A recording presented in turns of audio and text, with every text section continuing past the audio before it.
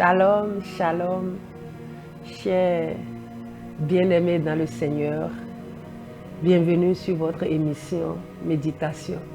Que le Seigneur vous bénisse, qu'il bénisse votre écoute et qu'il soit avec vous. Que son Esprit Saint prenne le contrôle absolu de cette émission, de nous sur ce plateau et de vous également dans vos maisons. Que la grâce et la paix de notre Seigneur soient avec vous. Amen, amen. Aujourd'hui, nous serons dans le livre de Jean, chapitre 9, le verset 4. La Bible nous dit, ici c'est Jésus qui parle. Il faut que je fasse, tandis qu'il est jour, les œuvres de celui qui m'a envoyé. La nuit vient où personne ne pourra travailler. Et dans l'épître aux Éphésiens, chapitre 5, le verset 15, la Bible nous dit, prenez donc garde de vous conduire avec circonspection, non comme des insensés, mais comme des sages. Et le verset 16 va nous dire, rachetez le temps, car les jours sont mauvais. Chers amis, oui, nous adorons un Dieu qui n'est pas régi par le temps. Mais nous autres, les temps, les circonstances, les saisons ont un effet sur nous. Et nous allons voir d'ailleurs que Dieu a marché avec Abraham, avec Noé, avec Moïse, avec Isaac, et ce temps est passé. Ces hommes sont avec Dieu, et aujourd'hui, Dieu marche avec nous autres parce qu'il est toujours le même, il ne change pas. Jésus, en temps qui s'est manifesté sur la terre, il a marché avec les apôtres, avec des femmes comme les Maries de Magdala, comme les Marthe et les Marie, les sœurs de Lazare. Et aujourd'hui, nous aussi, nous sommes là. Nous marchons avec le Seigneur, bien sûr, sous la dispensation de l'Esprit Saint. Donc notre Dieu n'est pas régi par le temps. Mais nous, le temps a un effet sur nous. C'est d'ailleurs fort à cela que Dieu, quand il veut traiter avec les hommes, tant bien même qu'il n'est pas régi par le temps, il est obligé de respecter le temps et les saisons.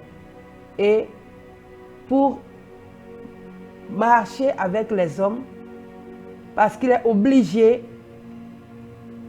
de tenir compte de nous qui sommes limités dans le temps. Et aujourd'hui, qu'est-ce que nous voulons dire? Jésus même a dit qu'il doit faire l'œuvre de celui qui l'a envoyé tant qu'il fait jour, parce que la nuit vient où personne ne pourra travailler. C'est juste pour vous dire, mais comment nous gérons notre temps? Comment nous le faisons? Et Éphésiens va nous dire de nous conduire avec circonspection et que de ne pas agir comme des insensés. Donc Dieu est en train de nous parler.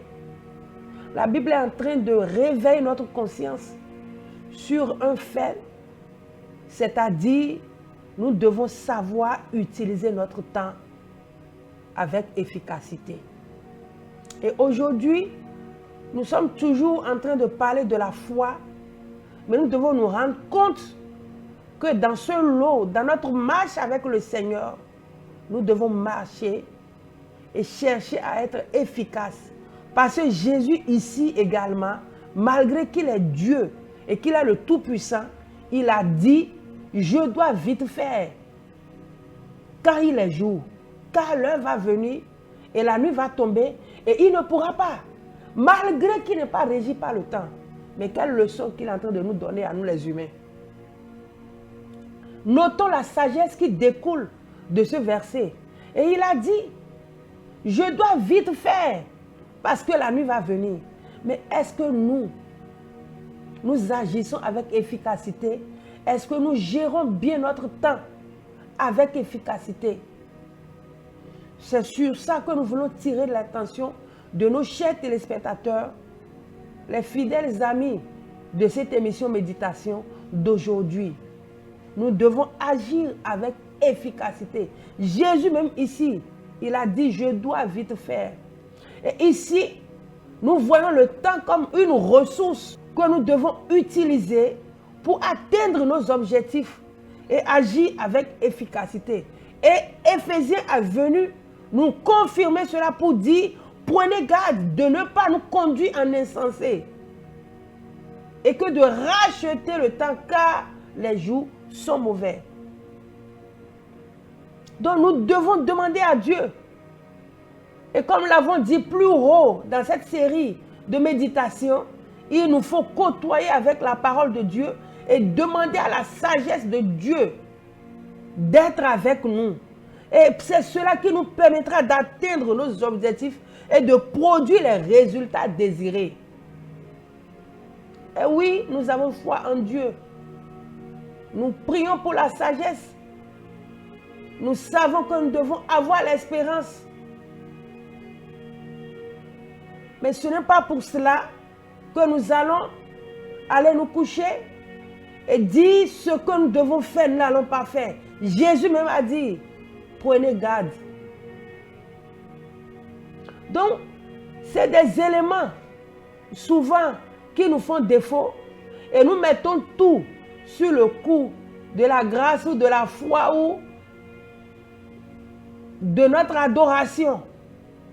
Il faut que nous sortons de l'ignorance et que nous comprenions la dimension des Écritures et que nous saisissons ce que Dieu est en train de nous dire pour que l'objectif que Dieu s'est fixé pour nous soit atteint. Nous devons être éveillés. Nous devons veiller, nous devons prendre garde et ne pas nous laisser à la distraction et ne pas perdre de temps dans la distraction, dans les choses qui ne nous rapportent rien. Nous avons vu plus haut dans notre émission passée qu'il peut arriver que nous nous retrouvons face à des combats où nous nous engageons dans des combats. Mais est-ce que ces combats sont utiles? Souvent, nous nous engageons dans des combats inutiles, des combats qui ne nous rapportent rien. Et nous perdons du temps, nous perdons de l'énergie et nous perdons nos ressources dans ces batailles qui ne nous rapportent rien du tout. Soyons efficaces. Soyons efficaces. Utilisons nos temps comme des ressources. Ne gaspillons pas le temps.